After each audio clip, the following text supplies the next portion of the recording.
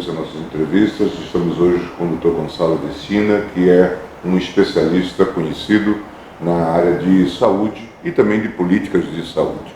E nós vamos conversar um pouco tendo em vista a perspectiva constitucional. Nós temos agora, em 5 de outubro, estamos comemorando 30 anos da Constituição.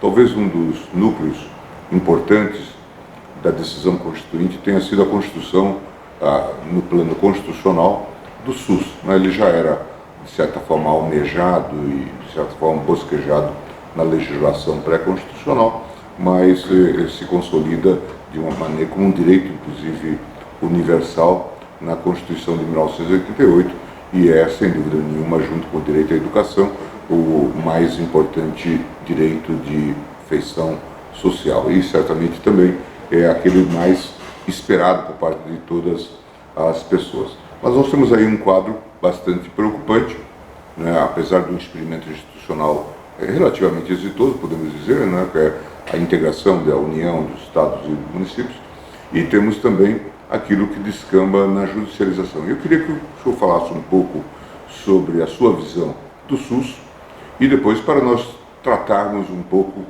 desses fenômenos que decorrem do modelo que nós criamos, inclusive a judicialização. Nós dialogamos muito com colegas estrangeiros, especialmente os portugueses, que ficam um pouco chocados com a judicialização no Brasil. Dizem, está havendo, especialmente na área da saúde, isso hoje é objeto de estudos no mestrado e no doutorado, por exemplo, da Universidade de Lisboa. Eles dizem, isso é um absurdo, vocês decidindo sobre prótese, órtese, vaga em UTI, quer dizer, como que os juízes estão entrando nesse tipo de esfera? Mas eu gostaria que o senhor falasse um pouco sobre essa vivência completa em relação ao funcionamento e às funcionalidades do SUS. Bom, inicialmente, ministro, eu gostaria de agradecer a honra de estar aqui com o senhor, que eu admiro, e tentando contribuir para esse debate que o senhor está conduzindo, né? Espero conseguir fazê-lo. Primeiro, dizer de que o SUS é uma política de civilização, uma política civilizatória. É óbvio que, com as transformações pelas quais passa a sociedade, também o SUS deve passar por transformações. Prahalad, um grande formulador da área de gestão, já falecido, dizia que o maior inimigo do sucesso de amanhã é o sucesso de hoje, que nos impede de fazer as transformações que nós temos que fazer para sermos contemporâneos, né? Então, certamente, o SUS não está acabado. O SUS é uma obra em contínua transformação e é isso que nós temos que nos preocupar em fazer. No entanto, apesar de que ele não é uma jabuticaba, é uma cópia do sistema inglês, que aliás foi copiado pelo Canadá, pela Nova Zelândia, pela Austrália, pela Espanha, por Portugal. O National Health Service é uma alternativa importante. Como era uma alternativa importante, os sistemas de base bismarckiana, que até hoje estão instalados na Alemanha e na França e que foram o nosso antigo INAMPS. Mas o modelo inglês, ele se presta mais ao tipo de transição, principalmente do ponto de vista do emprego, que nós com frequência vivemos, né? Saímos de pleno emprego para desemprego grande, como o que nós temos agora, e fica mais difícil construir adequadas redes de proteção social. Então, o National Health Service, o SUS nosso, é uma boa solução. Agora, ele tem problemas que nós temos que enfrentar. Tem um problema de financiamento. É uma falácia dizer que temos dinheiro suficiente na saúde. Não temos. Quando a gente compara o gasto per capita da Argentina, do Chile e do Uruguai, que são os 3 países mais próximos aqui, nós gastamos, em média, 1/3 a metade a menos do que eles gastam. Comparar com a Europa, nem pensar. Mesmo com o sistema, que seria um dos mais eficientes do mundo, que é o sistema inglês, que gasta 1/4, 1/5 do que gasta o sistema americano, com resultados muito melhores do ponto de vista de expectativa de vida e mortalidade infantil, por exemplo. Nós gastamos pouco.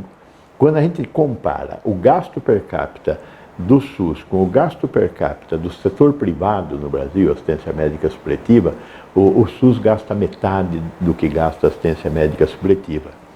A assistência médica supletiva deve continuar, com certeza deve continuar existindo. E o que ela faz? Ela livra as pessoas de fila e ela oferece sofisticação. E eu acho que é isso que pode ser oferecido. Agora, no SUS nós temos que ter filas justas. Filas que não tenha como ser ultrapassada e filas onde as pessoas não morram.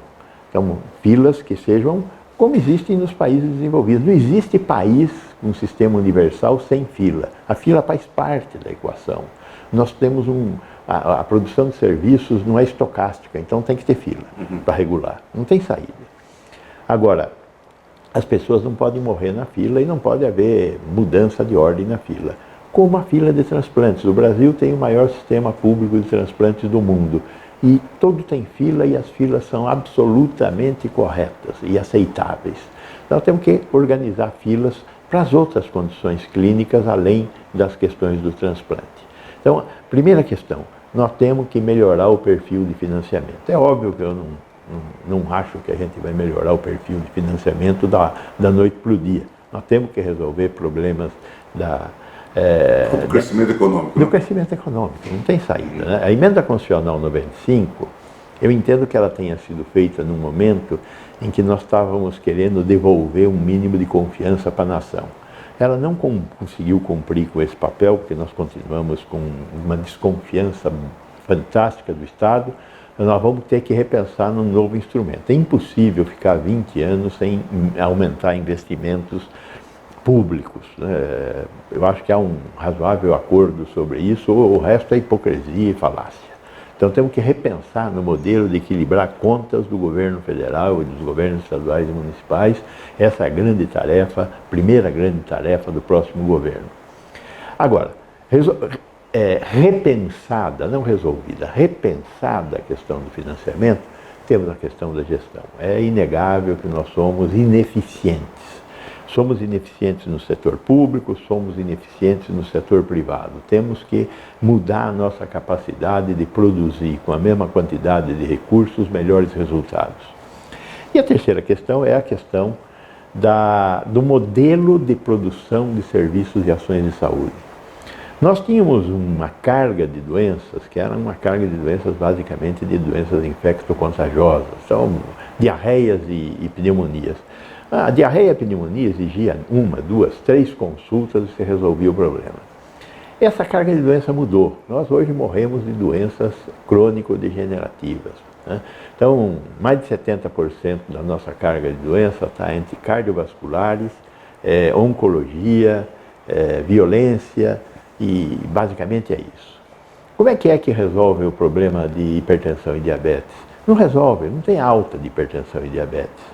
Então, você tem que ter um sistema de saúde preparado para um atendimento contínuo.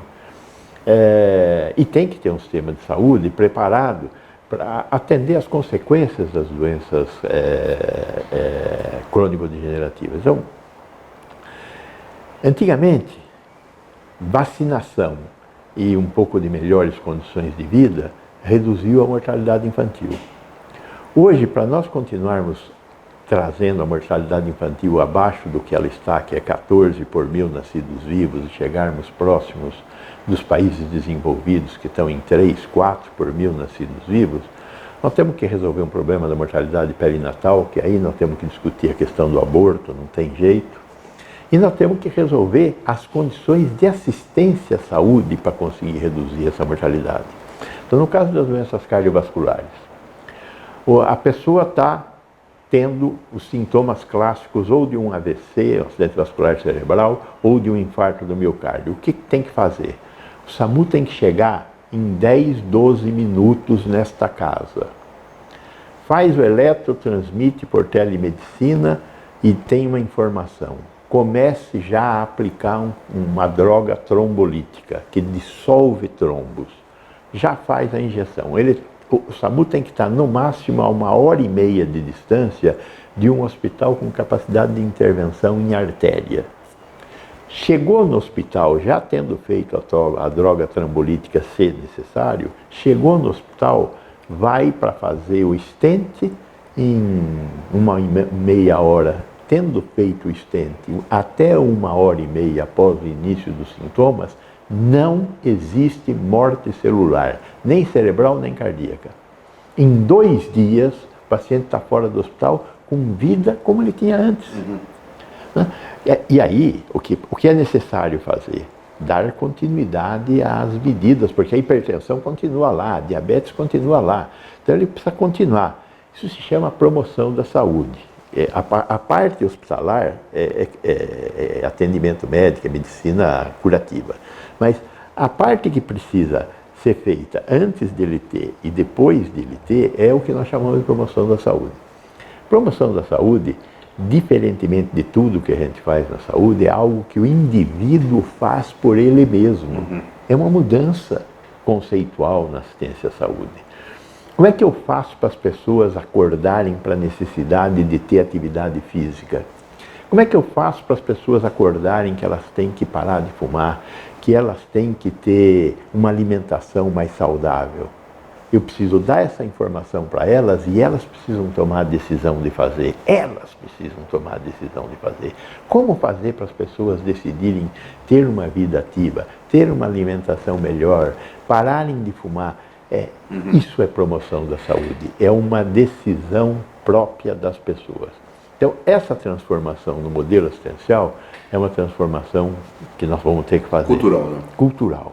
E tem uma quarta questão que eu acho que ainda merece ser citada. 5 milhões de empregos são gerados na saúde. 10% do PIB do Brasil é consumido pela saúde. Essa quantidade de recursos, essa quantidade de pessoas tem que participar da criação de uma nova tecnologia, de inovações na área da saúde, porque nós temos mercado. Então nós temos condição de desenvolver novos produtos que podem criar valor para a sociedade, mas para isso precisa da ação de incentivo, de empurrar que o Estado tem. O Estado tem capacidade de gerar ações que gerem ciência, tecnologia e inovação. Esse é o grande cenário. Nesse grande cenário tem vários componentes fazendo ruído. Um dos componentes que mais ruído tem feito é a judicialização. A Constituição brasileira, no artigo 196, é óbvio que eu não estou falando isso para o senhor, estou falando para os nossos telespectadores aqui, fala lá, saúde é um direito da população e um dever do Estado, vírgula, realizado através de políticas públicas, não realizado através de ativismo jurídico. Eu entendo que exista um espaço de ação do judiciário naquilo que nós temos chamado de a boa judicialização, que é reestabelecimento de direitos. Agora, eu acho que o papel mais importante do judiciário aí é cobrar do executivo que as políticas públicas existam. O ano passado nós gastamos com judicialização quase 8 bilhões de reais. O governo federal investiu 120 bilhões de reais na saúde. 8 bilhões foram decididos pelo judiciário. É um exagero. Está errado. Né? O que nós temos que fazer? Aí eu acho que, como uma parte dessa judicialização, nós já vimos isso, são quadrilhas que envolvem empresas interessadas em vender seus produtos, advogados inescrupulosos e, eventualmente, associações de doentes que têm boas intenções, mas se desviam. Né? Isso tem que ser combatido, não tem cabimento, porque isso tira direito de outras pessoas ao desviar recursos. Né? Então, os recursos são finitos, né? São finitos e têm que ser bem gerenciados. Então, essa judicialização, a judicialização que nós temos que combater. Aí tem um problema que é a decisão entre dar ou não dar um medicamento para um paciente.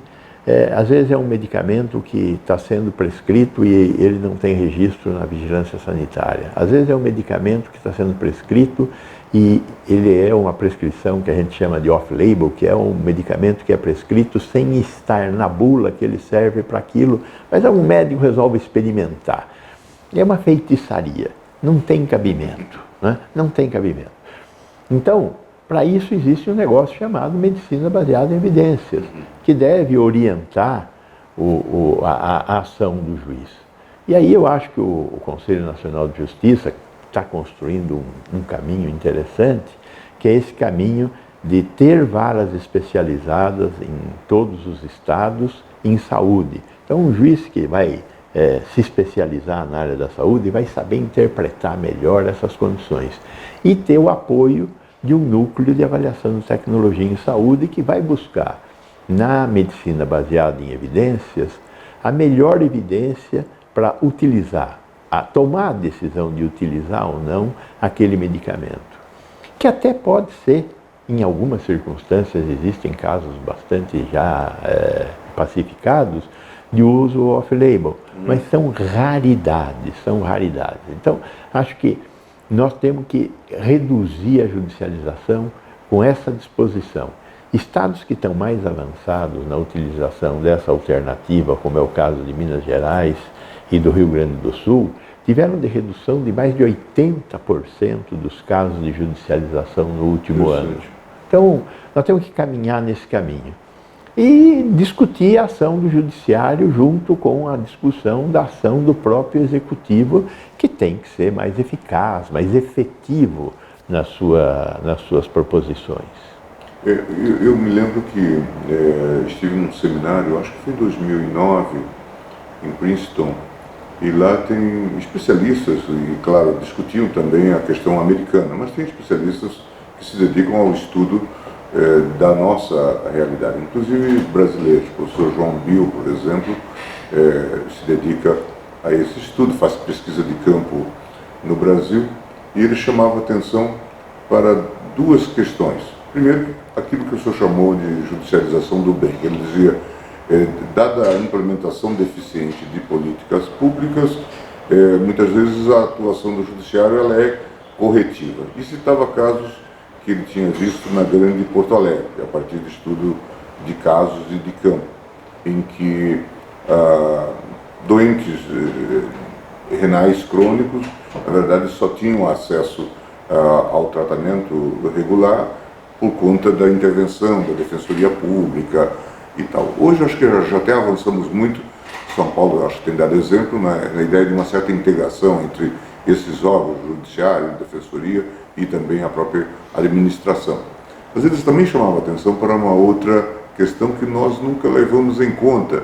Ele dizia, os medicamentos que envolvem alta tecnologia, eles são mais caros no Brasil, e aí dava alguns exemplos, 2,5 vezes mais ou menos, do que, por exemplo, no mercado escandinavo, na Dinamarca, por exemplo. Então, o juiz, quando toma essas decisões, não leva isso em conta, né? Aí temos aquelas polêmicas que o senhor conhece bem, e que nós já até discutimos em parte no Supremo Tribunal Federal, que o medicamento não entrou ainda na lista da Anvisa, mas já está sendo considerado adequado em outros países. Está na lista da Anvisa, mas não foi, por razões de protocolo, integrado na lista do SUS, né? Então, queria que falasse um pouco sobre esses aspectos.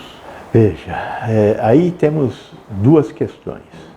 Uma questão é a da gestão da incorporação de tecnologia. Esse é uma perna quebrada do SUS.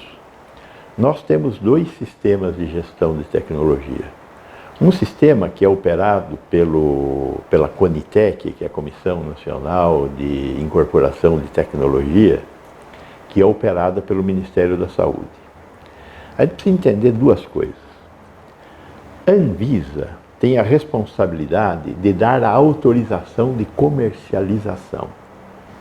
Então, a rigor, existem muitos medicamentos que são cópias de medicamentos semelhantes. São os chamados Me Too, né? Eu também. Então, você tem lá uns 10, 12 anti-inflamatórios, que são drogas diferentes, mas o resultado final é o mesmo. Se a gente vivesse numa sociedade não capitalista, uma solução extrema seria dizer remédio não serve para lucro, portanto, proibido Me Too. Só vai ter um representante de cada medicamento. Óbvio que isso é uma bobagem. Então vamos ter Me Toos. E a Anvisa não pode negar o registro de um medicamento que seja eficaz e seguro. É eficaz, é seguro. E os processos de produção garantidos pela certificação de boas práticas de fabricação, que hoje está em discussão esse negócio de TCBPF, boas práticas de certificação, é isto que dá qualidade para os medicamentos. Não pode existir medicamento sem CBPF. Então, tem essas três condições: eficaz, seguro e tem qualidade, tem que estar no mercado. Ponto. Essa é a função da Anvisa. Agora, se o medicamento vai ser incorporado no SUS, é a análise da Conitec. Então, serão incorporados no SUS os medicamentos que tiverem comprovado o seu impacto na saúde das populações, que é em base, em grande medida, o que a medicina baseada em evidências faz. Então, a Conitec faz isso. Os países do mundo civilizado têm um sistema semelhante para isso. O Canadá, a Inglaterra tem o NICE, né? National Institute for Clinical and Care Excellence. O que ele faz? Ele faz isso. Tem a agência deles também, a Anvisa deles. Tem a Anvisa, que para medicamentos novos é a EMA, que é a Agência Europeia de Medicamentos, e tem o NICE, que serve para isso. O NICE faz a decisão de incorporar e faz a negociação de preço do sistema inglês. E você entra lá no site do NICE e você consegue acompanhar a avaliação tecnológica do medicamento, até a hora do preço. Na hora do preço aquilo some. Por quê? Porque a Inglaterra negocia o preço com o fornecedor, com o fabricante, e ela cria um preço para o sistema inglês. E ela esconde esse preço porque é um negócio. E é um negócio que tem, entre outras coisas, essa condição colocada pela indústria para que o mundo inteiro não queira copiar o preço negociado com o NICE. Sim. O que eu chamo? Isso é um bom jogo. Sim. E a Inglaterra é uma boa jogadora. É o jogo estratégico, o grande jogo da política. Sim, sim. Né?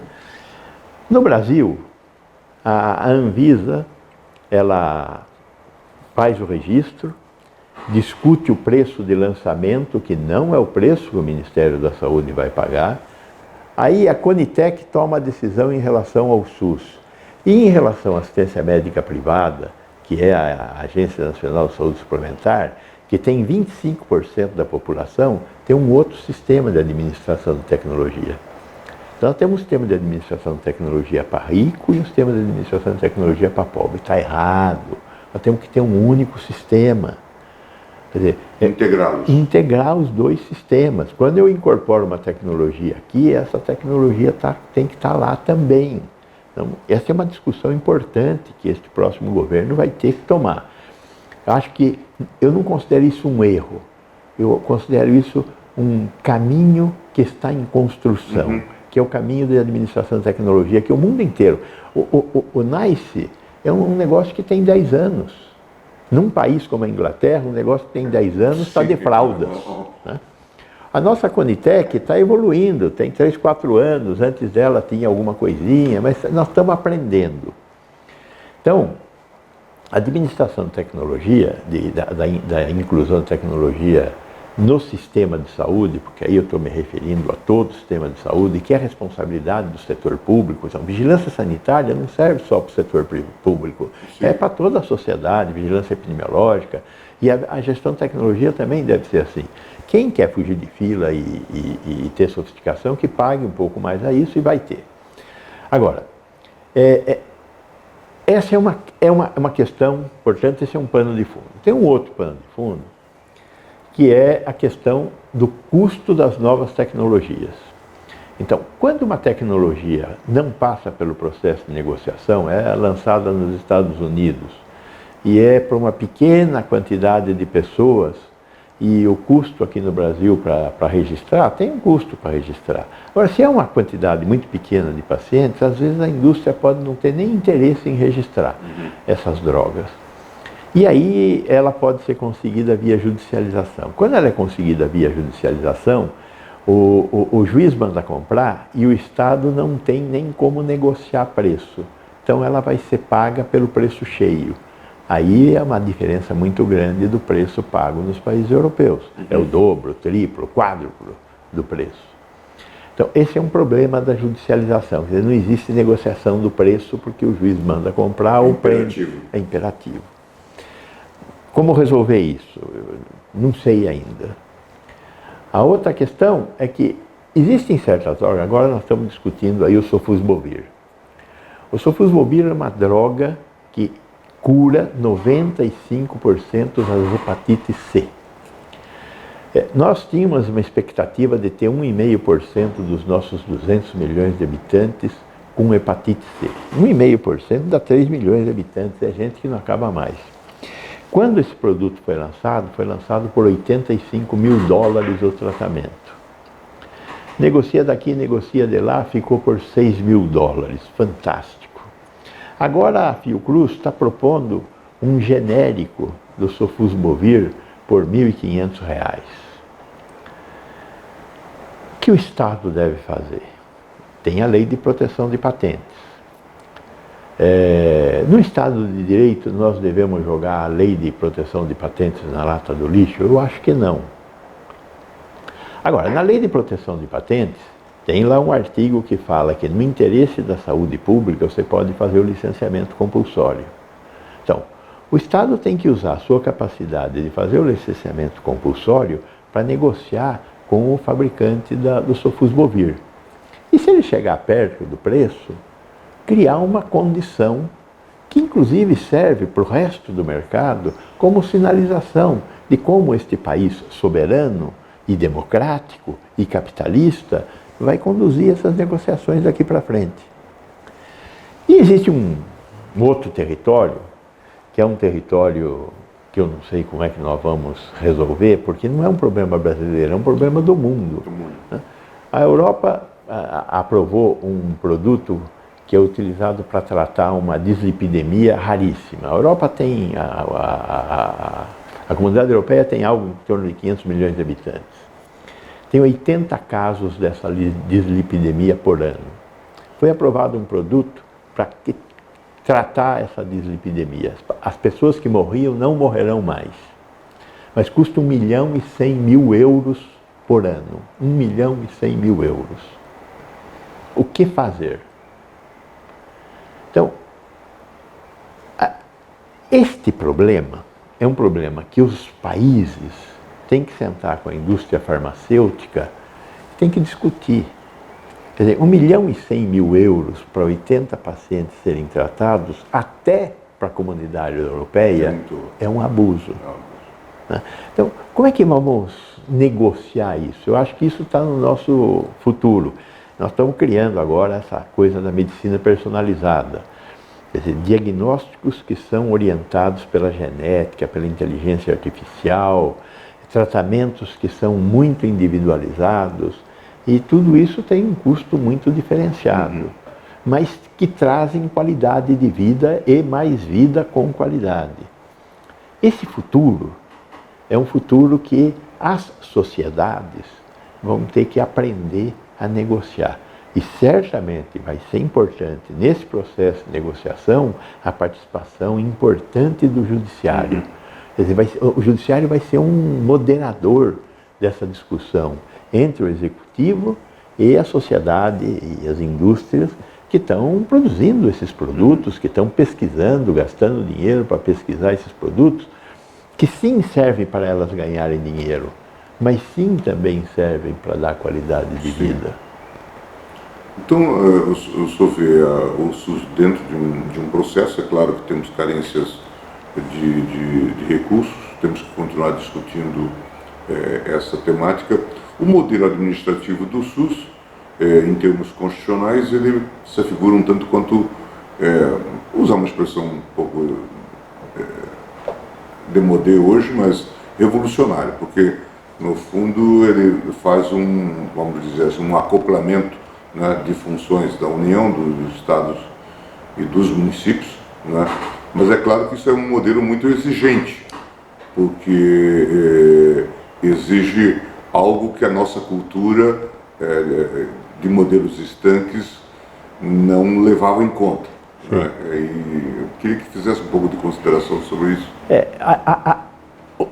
Eu disse ao senhor e aos nossos telespectadores que o SUS não é uma jabuticaba. Mas no SUS, no Brasil, tem uma jabuticaba que é o nosso sistema federativo. Né? Essa questão das 3 autonomias, ela é uma questão complexa de gerenciar. E isso, em relação ao SUS, traz uma complexidade. Os municípios são autônomos, os estados são autônomos, o governo federal é autônomo. Então, para construir, por exemplo, as regiões de saúde, a gente tem que aceitar que haja uma perda de autonomia por parte de um dos entes. E é óbvio que o ente aí que tem que perder alguma autonomia são os municípios. Temos 5.600 municípios. 9% desses municípios têm mais de 200 mil habitantes. 200 mil habitantes é um agrupamento mínimo de pessoas para garantir que você possa ter um hospital viável economicamente. Nós precisamos de mais ou menos 1,5 leito para o estágio da tecnologia que nós temos hoje, 1,5 leito para cada 1.000 habitantes. Então, um hospital, um ambiente para 200 mil habitantes tem um hospital de 300 leitos. Esse hospital de 300 leitos tem uma boa UTI, tem uma boa neonatologia, tem ressonância magnética, tem capacidade de fazer intervenção arteriográfica, tem tudo. Agora, um hospital de menos de 300 leitos, conforme vai caindo o número de leitos, a escala vai piorando a capacidade de absorver e pagar pela tecnologia. Hospitais com menos de 50 leitos são inviáveis, enquanto hospitais modernos podem servir para atendimento de crônicos, para serem um estágio de saída de um paciente que está num hospital de alta tecnologia, que não pode ir para casa ainda, necessita de muito cuidado, então vai para o hospital de crônico.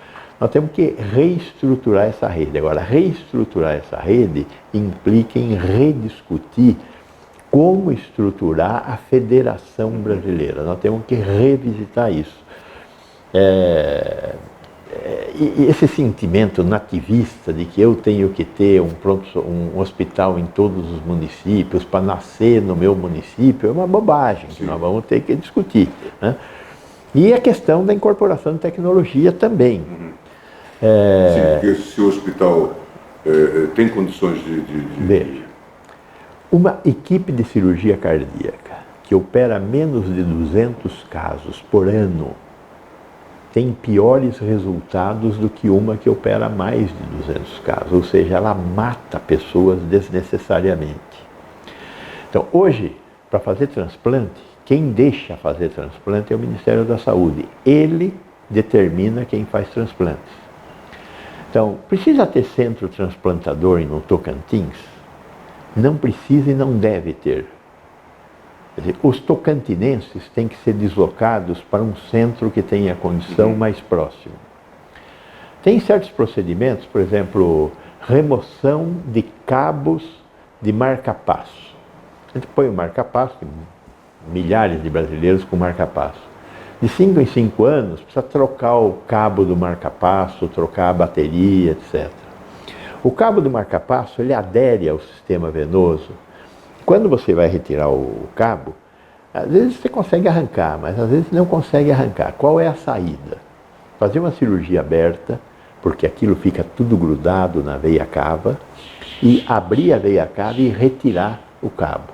A mortalidade desse tipo de cirurgia é de 25%. 25%. Qual é a alternativa?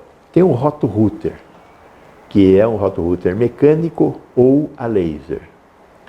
É um procedimento caro, complexo. Quantos centros devemos ter no Brasil desses que usem esse tipo de extração, de extrator de cabos? Nós devemos ter, por estimativa no Brasil, 1.000 casos desse por ano. 1.000 casos? 1.000 casos. Pode ter isso em qualquer lugar? Não. O Estado, através do Ministério da Saúde, tem que dizer, no Brasil nós vamos ter 2, talvez 3 centros que vão fazer extração de cabos usando essa tecnologia que custa muito mais caro, é muito efetiva, mas tem que ser operada por quem sabe fazer isso.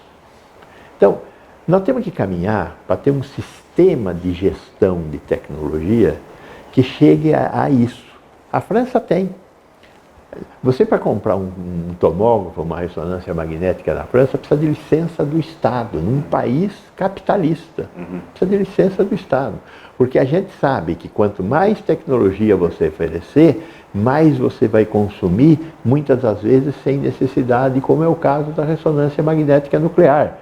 O Brasil, na área do sistema privado, consome 135 ressonâncias magnéticas nucleares por 1000 beneficiários. A Alemanha, que foi uma das criadoras dessa tecnologia, consome 22 ressonâncias magnéticas nucleares por 1000 beneficiários ano. O que são o resto, 110? É dinheiro jogado no lixo, é tecnologia mal utilizada, é medicalização, está errado. Então, nós temos que evoluir na gestão da oferta da tecnologia, e isso passa por revisitar o modelo federativo brasileiro. Eu queria voltar a esse tema. Me lembro que nós discutimos no Supremo Tribunal Federal a questão do saneamento básico. Basicamente, saber quem seria o responsável, quem seria o poder concedente. Basicamente, saber se seria o Estado ou se seria o município. O tribunal, e isso se dava, esse era um debate que se dava nas regiões metropolitanas. E o tribunal acabou dizendo nem será o Estado, nem será o município, será a região metropolitana. Portanto, nesse caso é um processo do Rio, mas isso tem implicações também, como sabe, na área de saúde em São Paulo. E também tem implicações nessa concepção do modelo. Eu sei que na Alemanha, além dos municípios, chamados Gemeinde e o Estado, temos os círculos, que chamam de Kreis, né? Que são uniões de municípios, e aí também se define um pouco essas questões competenciais. Quer dizer, a escola, muitas vezes mais adiantada, está na sede de um município principal, vamos chamar assim. Na área da saúde se discutiu um pouco isso, né? Cidades polo e... Se discutiu, mas não se avançou, ministro, infelizmente. Porque essa é uma questão realmente... Você veja, o último estudo que eu tive a oportunidade de ter acesso, o Brasil tem 44 regiões metropolitanas. Uma região metropolitana nem é uma cidade, nem é um estado. A ideia de consórcios, nós discutimos muito essa ideia de consórcio na saúde, é uma ideia à força interessante, só que é uma ideia que exige um gasto político imenso, porque os legislativos dos municípios têm que participar. E aí você conseguir criar um consenso nas câmaras de vereadores para participar de um consórcio que tem gestão rotativa, exige um esforço político extravagante, eu diria. E um certo avanço no processo civilizatório que nós não temos, né? Então, eu ainda acho que a alternativa é o Estado, enquanto unidade da federação, ter um pouco mais de poder para conseguir direcionar esses assuntos, né? É óbvio, na questão do saneamento, que as bacias hidrográficas que são o polo disso, e não o município com o seu serviço autônomo de água e esgoto, que foi uma belíssima criação dos anos 30. Era necessário criar os SAIs, só que hoje nós temos que criar as empresas que fazem a gestão, seja através do Estado, seja através de concessões para iniciativa privada, mas que fazem as concessões reguladas dos sistemas de tratamento de esgoto e de oferecimento de água tratada. Sim. Pois é, então essa questão realmente me parece que é uma questão chave, né? Essa questão da gestão do território. Exato. Né? Vamos chamar assim. Certamente temos que buscar aí um modelo de... É um desafio do nosso tempo, é um desafio que nós temos que resolver nos próximos anos. Que reflete tanto, por exemplo, na área da saúde, como, por exemplo, na área da educação. Educação, né? Eu acho que essa questão das manchas populacionais reflete em tudo que tem escala. Tudo que tem escala vai refletir. Então, ensino superior, ensino médio também, porque uma cidade como Borá, por exemplo, que é a menor cidade do estado de São Paulo, que é a menor cidade do Brasil, agora não é mais Borá, é uma cidade que fica em Minas, chama Cruz, não sei o que lá, que não lembro o nome. Mas Borá tem 900 habitantes. Não tem como ter uma escola secundária lá. Não tem. Ela tem que ir para o município vizinho, o aluno tem que ir para o município vizinho. O que o Estado tem que fazer? Tem que garantir o transporte, para que essas crianças tenham acesso ao ensino. Né? Agora, a maioria dos municípios brasileiros, eles são ficcionais. Né? Criou-se o município sem que ele tivesse uma estrutura para conseguir. Ela é graças ao fundo de participação dos municípios que esses municípios existem. Sim. Não tem outra explicação. Então, nós temos que sim nos preocupar em criar territórios que agreguem populações, que tenham um mínimo de serviços que garantam o que o Estado deve garantir, bem-estar social. Sim. Então, Gonçalo, nós queremos agradecer essa conversa, acho que foi extremamente proveitosa para os nossos alunos, para os nossos seguidores, ouvintes, e queria realmente agradecer o tempo que o senhor dedicou a essa nosso diálogo. Ministro, eu quero dizer ao senhor que foi uma imensa honra estar com o senhor, estar com seus alunos, os telespectadores da rede, e ter tido a oportunidade de conviver com a sua inteligência, com a sua capacidade no campo jurídico e como professor, que eu admiro muito. Obrigado. Obrigado. Excelente.